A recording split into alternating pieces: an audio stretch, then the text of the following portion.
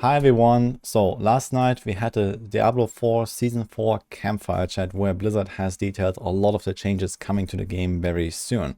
I've already made my summary video, so it was a really long one, like over 2 hours or something, and I tried to break this down in like 20 minutes here. So if you have not seen anything about it yet, it was generally a very positive event, very well received. A lot of people are very excited for it, including myself. And even a lot of the more critical opinions have been silenced, I guess. So it seems like the game is moving in the right direction, but there are still concerns, there are still points missing that I want to address in this video here. Now, I'm sure that Blizzard is probably already working on some of them, or they're at least aware of some of these points I'm about to make. But I just put together this little list here of stuff that I want to discuss in this video and give a few of my points. So let's get into it. The first point here is loadouts and armory. This has been a much requested feature, and I think this was actually mentioned in the Q&A, where compared to, for example, Diablo 3, we cannot save our builds and then like quick swap between them. You always have to go change your paragon boards one by one. You have to change your skills one by one, and people would like to do this much more easily. And I think especially with this new world of Diablo 4, where we have actually pretty high-end content with the pit and those uber bosses, I think it makes more sense than ever to really focus and on this feature and try to bring this as soon as possible. So this is not coming to Season 4, but I think it will be felt in Season 4 in particular that this is missing, because there is a lot of this like open world, easy kind of content like health hides and whispers and that kind of stuff, where you have to make a completely different build compared to something like Pit, where, you know, if you have played Abattoir Zir, for example, you have to make like a very tanky, very high damage setup. Speed is kind of irrelevant, and it's exactly the opposite in open world content, for example. So there is definitely a bit of like a light at the end of the tunnel for this though, which is the codex rework. So in case you have not seen this, codex aspects can now be imprinted over and over, and you can put every single aspect with the perfect role into the codex eventually by finding them and then establishing items. So effectively, you never lose aspects that you have found a single time, and you can basically always imprint whatever you want. So while you can swap builds manually, I think that this feature actually opens up the possibility for such a loadout feature in the future very easily. So because there is no cost and no like, okay, you have to go find the item again to imprint it again, you can always just imprint it from the codex, maybe at like a small cost or whatever. And this would actually allow this loadout feature to exist. So I'm very positive that because of this codex change, we're going to see this relatively soon, maybe even in Season 5. But I would really hope that we are seeing it in Season 5 or as soon as possible, basically. But my expectation right now is that, yeah, these loadouts are definitely going to be missing. There's also other stuff, for example, for people like me that want to try to compete in the gauntlet. Like, we need to have our pit pushing build, we need to have our bossing build, we need to have our like hell tide build. And then we also need to have a gauntlet build, and we have to actually swap to that like every week. It's not like, okay, I can just like grind, you know, 100 hours of whispers and hell tide at the start of the season and be done with it forever, and then I swap to a pit pushing build. But I would also have to swap back every week to get my gauntlet build ready, or at least every 2 weeks or so, right? So I can do like, you know, maybe last day of 1 week and then the first day of the second week or so, and kind of like how we do it in WoW maybe when you swap builds. But yeah, this is kind of missing right now. Now, the second point here that I want to make is about loot filters. So this is still a much requested topic and something that I think will not be such a huge problem. So in general, people wanted a loot filter because we have too much loot. And now in loot 2.0 in Season 4, it sounds like we're going to get way less loot, and out of this loot that we want to pick up even less. So especially with these greater affixes that you're going to get here from these new item drops, you can actually parse the loot even on the ground already. So I think that at least early game, you're probably going to pick up a lot of stuff. You're going to replace your items very frequently. This whole like crafting stuff with tempering and masterworking doesn't come online until later anyway. So tempering seems to start somewhere in like World Tier 3, early World Tier 4. And then masterworking actually seems to start once you reach roughly level 100. So a lot of this crafting will be kind of like later on, once you're closer to max level. But you still have these greater affixes that can appear on ancestral items, and those are going to be kind of your loot filter, I guess. So I think that the way this is going to go is that early on you're going to care about rares, like when you're like level 30 or level 50, or even level 70. And then at some point he's gonna like not ever care about rares again because they have only 2 stats instead of 3 stats. And then you're gonna start caring about those ancestral legendaries, and eventually you're gonna get like, 1 greater affix on all of your items, and then eventually look only for items that have 2 greater affixes, and eventually look for the GG, like 3 out of 3 greater affix items. And like this, you're basically never gonna pick up items again, I guess. These are probably gonna be very rare, and well, I think the problem will somewhat solve itself. However, there are still those cases where, those greater affixes are not necessarily the stuff that you want for your build. And if you're not really big on trading, then you're just gonna find useless items anyway. And also that, especially when you don't have greater affixes, some of these rolls can also either roll very high or very low. Now, it doesn't seem like such a crazy concern anymore in the future, because it seems like most of these ranges are somewhat small. So you can see this here on this example. This lucky hit chance is 8 to 10%. It's like, a 20% difference or so. It's kind of similar here with the crit damage, and similar here with the int. Seems like there is like not really a massive gap between the minimum and the maximum roll. But there could be some cases like that where, a minimum roll would be significantly weaker than a maximum roll. So there might be some other examples here of maybe crit chance. I think there was like this example of a ring that they showed here. I'm going to show this real quick. It's this one. And you see here, for example, this crit chance roll, this can go from 2% to 5.5%. So the maximum roll is almost triple the value of a minimum roll. So I'm not sure if this is just not like an updated value right now, or if this is how it's supposed to work. But compared to some of the other affixes, at least, this one has a massive gap. And having a minimum roll crit versus a maximum roll crit would just be kind of useless. So in that case, there could still be cases for loot filters where, I might want to say, hey, I want to find only items that have like at least 5% crit chance or something like that. But this greater affix system might mostly diminish this need for loot filters. We'll see. But I think it could remain a concern. Lastly, on the topic of loot filters is also that at some point, especially if you really go deep with one character and you played for like 300 hours in a season and you've grinded a pit, you have like the GG items in every slot, there will be like this one thing missing at some point where you just can't really find this 3 out of 3 greater affix amulet, for example. And I don't really care about any other loot anymore besides amulets. And yeah, while you can kind of like parse it yourself, just looking at the loot on the ground, I think it would be cooler if you could just like say, okay, I want to see only amulets, no matter what, basically. And then you can maybe say, okay, I should have at least 2 greater affixes or something like that. So I think if there was like some kind of like very minimalistic loot filter, it could go a long way. But I guess we'll have to wait and see how it actually feels. Now, my next point here is Power Creep and World Tier 5. Blizzard has not announced anything about World Tier 5, but I did talk to the devs a little bit, and it seems like this might be a bit on the radar. Maybe this is an expansion thing or something like that. But in the grand scheme of things, we are going to get a lot more powerful in this patch. Like the power creep is definitely noticeable, and this will mean that they have to rebalance the entire game. And well, they have already done that relatively successfully back in Season 2 when they changed crit and vulnerable, but generally it felt like they made the game very easy and there was not really anything to challenge you, especially if you were an experienced player or if you just played a good build. Nothing in the game was really hard, and that was kind of a problem. So now they're actually adding the pit, which has seemingly infinite damage and like monster scaling. And then there's also those level 200 like uber bosses. So I expect those to be pretty tough, especially because they seem to give very good rewards. So that is a really nice addition there. But in general, we have the problem that basically everything outside of those systems is going to feel extremely obsolete, most likely. And I think that a World Tier 5 would be in order to implement.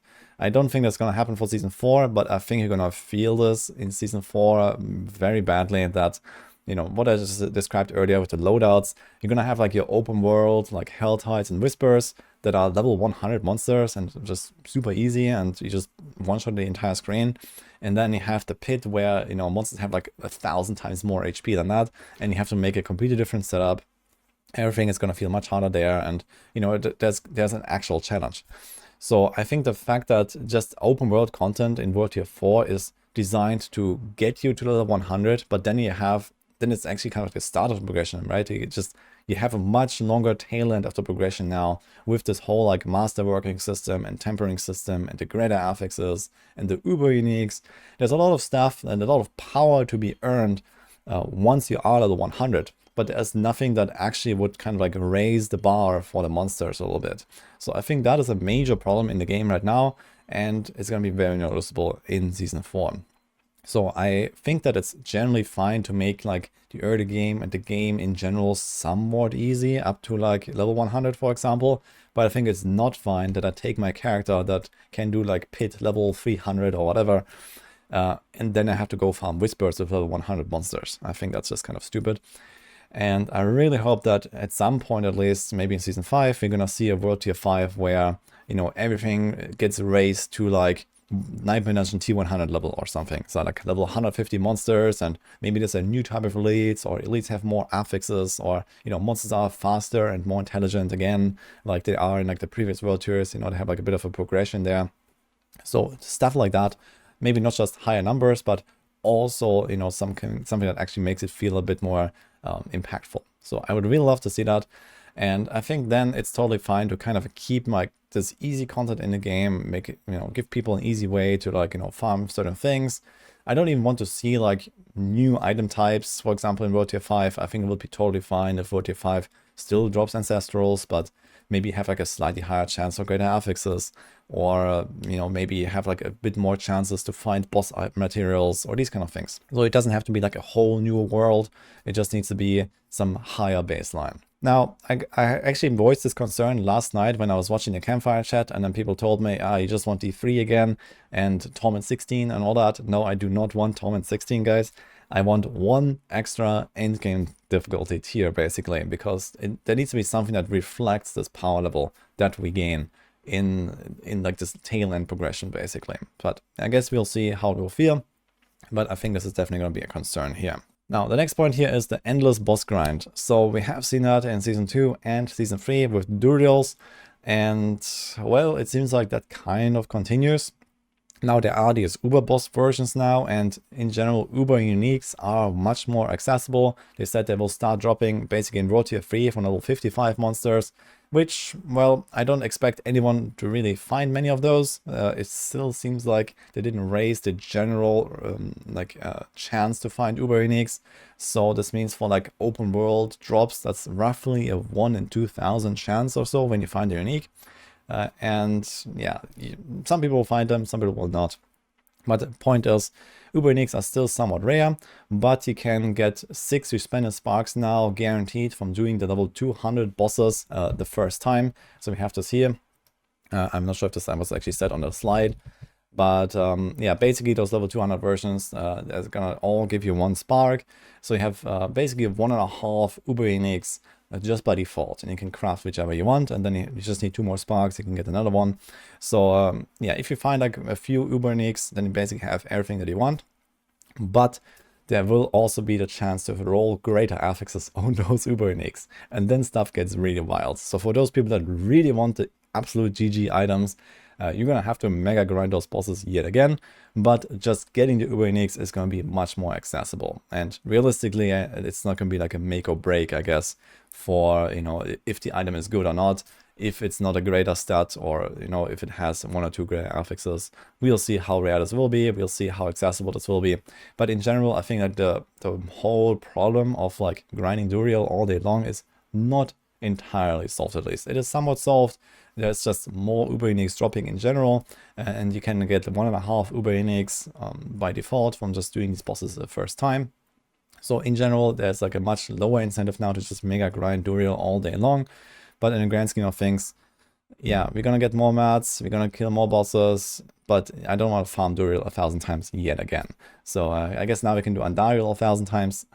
But I hope that especially those level 200 versions of the bosses are going to be, you know, much more rewarding, for example, so that this unique grind is not such a problem. So I guess we also have to see a little bit where this will end up with like those boss materials. So apparently you can find Zir materials now from those Hellborn, which are basically Bloodseekers and Helltide, or maybe Whispers drop them here and there as well. So there seems to be like some more sources and just get more boss materials everywhere.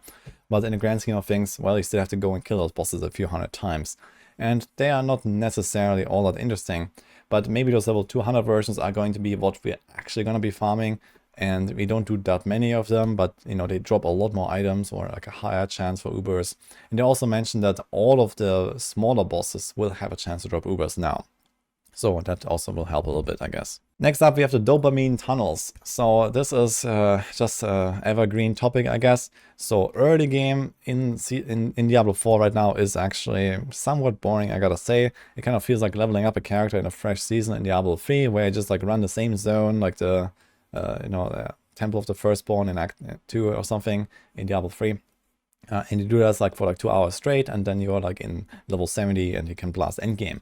And it kind of works the same way in Diablo 4 right now with Dopamine Tunnels or Domain Tunnels, which is a dungeon in Skosglen where you have lots of monster density, and you go and you just run circles there for like 2 hours, and then you're in nightmare difficulty and you can kind of play the game. Now there are some changes here, and that is that Helltide is going to be in World Tier 1 and World Tier 2 now. So this was already kind of similar to the Blood Harvest in Season 2. And in general, this whole new Helltide change seems like it's basically a copy-paste of Blood Harvest, just with Hell theme. So that's kind of cool because people really like Blood Harvest, but is that better to make to supersede Domain Tunnels? We'll see, I guess. It depends on what we can get there in World Tier 1 and World Tier 2 and how much XP we're getting. If you can already start farming Fiend Roses and Forgotten Souls and potentially even some of the boss mats, or just in general it's like very rewarding and very fun, then I think most people will probably go to the Helltide. I guess that's kind of the idea, that early game you can do Helltides and Whispers, and then, you know, once you're in Nightmare difficulty you also have the dungeons, and then once you're in Torment difficulty you will also have the pit, and then you have all these bosses, and there's like more and more stuff opening up.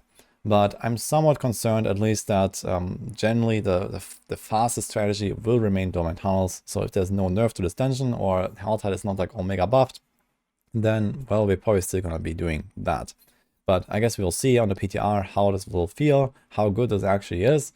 But at least I can tell that, for example, compared to Whisper leveling, Domain Tunnels is way better. And if it's going to be something like that with Helltides, and monsters are, for example, not higher level, usually monsters are higher level in Helltide, and this may be the same here, and this may actually kind of give us the advantage here, and you just farm Helltide, I guess, down to 50 or so, but I guess we'll see.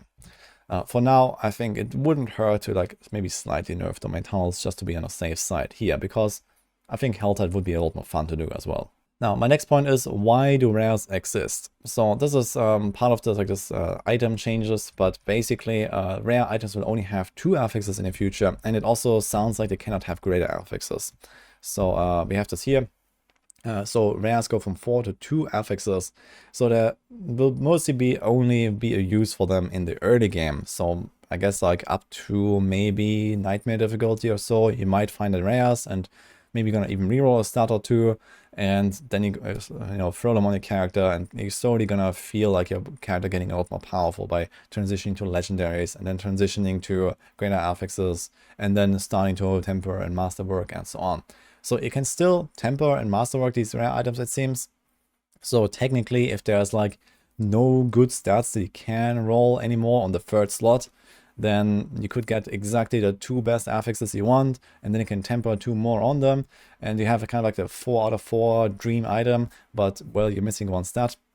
And it seems like in general there are a lot of stats that are really viable and useful on all of the item slots now. So they made it like much more open. There's like, for example, gloves here that have life and resists. So even if you don't really need anything special on the gloves, you can still get something like life and some other stuff here that will always benefit your character. So in general, legendaries are always better, and rares are just kind of like pointless.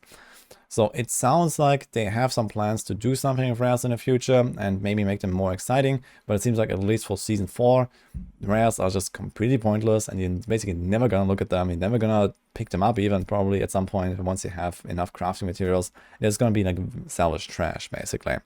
I think it would be cool maybe long term to give them maybe some alternative crafting method or so. So I'm thinking about, for example, last Epoch, these greater affixes are definitely reminding of exalted items, And for example, there could be like rare items that have this like kind of like empty third affix slot that could maybe be filled with like a special type of affix with, you know, another crafting method in the future, something similar to tempering, but maybe there's like a new pool of affixes that you can only put on those rares that is maybe a bit reminding of experimental affixes in last Epoch. So just as an example, I think it would be cool to see maybe more stuff in the future that goes in that direction, but at least for now, also speaking of the loot filters again, yeah, like why do they exist? Why do we have them? Why do they not get filtered? You know, there's some questions here basically. I guess it's mostly just kind of unfinished, and let's see what kind of plans they have. But at least for season 4, yeah, we have to keep this in mind, and hopefully we're gonna see something in the future there. Our next point is the solo versus group balance. Now, in general, it's not a huge deal that groups are better at something in the game. I mean, this is kind of expected. This works like this in every single game that I know. Groups are always better. There's always group synergies, and you know, you have multiple people doing multiple things at the same time. So of course groups are better. But Diablo 4 has traditionally been a game where groups have been so massively superior compared to solo play. But mostly on like the more high-end, the more coordinated people could really benefit from that. So what I mean is, for example, boosting people in dungeons to like the next world tier and like let them unleash XP. For now, we still have like infinite experience range. So you can just have like you can park a level 1 character at the start of a dungeon, and then the level 100 guy blasts off and clears the entire dungeon, and the guy standing at the start just leeches XP for free, basically, without ever moving, without ever doing anything. I think that's kind of stupid design, and I think that can be changed at some point. Like almost every game that I know has some kind of like reasonable range where, you know, like maybe 2 or 3 screens radius, you share XP and loot, and outside of that you don't get anything, so that you actually play together instead of promoting a system where, well, you are in a group, but you don't actually play together. I think that's kind of like not how group play should work. And on top of this, we also have the boss ladder still, where you can summon a boss with, you know, the person, one person's materials, and then everyone in the party gets the loot, and everyone does like these dual rotations, and we still have this like, you know, more than 5 times benefit of doing it in a group versus doing it as solo. And especially with those level 200 versions of bosses, I think it sounds like it's going to be a really cool challenge to try to achieve and, you know, kill all those bosses with a character and, you know, make a build that is strong enough to actually do that, and having this kind of like sense of accomplishment. But if we still have the same system where one person summons the boss and then 3 other people leech from that person, well, it's gonna feel really bad to try to challenge yourself with those level 200 bosses. It's gonna feel like it's a waste of mats, basically. Especially if you fail this boss fight, or, you know, if you feel like you're not strong enough, and then you have to come back and bring more materials and, you know, these kind of things. I think that should be addressed, hopefully before season 4 already. So I don't think it's bad that people do these bosses together, but I don't think it should be 4 times better. I think it's fine if like maybe there's like a bit of an efficiency bonus for doing it in a group, so that, you know, it's still worthwhile, you know, finding group and, you know, going in with your friends and having some fun. I think that's all fine, but the gap is way too large. And for example, if like group play is like 50% better than solo play, but not 300% better, that would be much more reasonable. So I think this is probably somewhere like the ballpark of like where they should be aiming. And I really hope that we're going to see something there that maybe wasn't yet announced, or that we're going to see in the patch notes, or maybe some last minute changes. I mean, the season is still almost 2 months away, so there are definitely, you know, some capabilities there, I guess, to do some adjustments. But I think this is a huge miss here that we have seen in season 2 and season 3. And well, I hope that is going to change now. So that's all I'm going to say. Then we got getting to the last 2 points, which is here the lack of meta progression. So what I mean with this is that we don't really have kind of like a higher purpose in the game right now. Kind of similar to, for example, what PoE has with the Atlas and the Atlas tree. So you unlock the maps and you raise the power of the maps and the monsters, and you go to higher tiers, and you're gonna unlock the Atlas passive tree, and they can like target farm certain things. So all of that stuff is completely missing from Diablo 4 right now. So yeah, we do get pits, which are basically rifts, and we do have the nightmare dungeons, but there's no kind of like unlocks, there's no like, you know, changes in what you're gonna find in there. And I guess that will not make it into Season 4, of course, because it's like a whole new system they have to build there. But long term, I think we really want to have something like that in Diablo 4 as well. Similar to the Atlas, or similar to the Atlas passive tree and PoE. It doesn't have to be that large, that complicated, of course.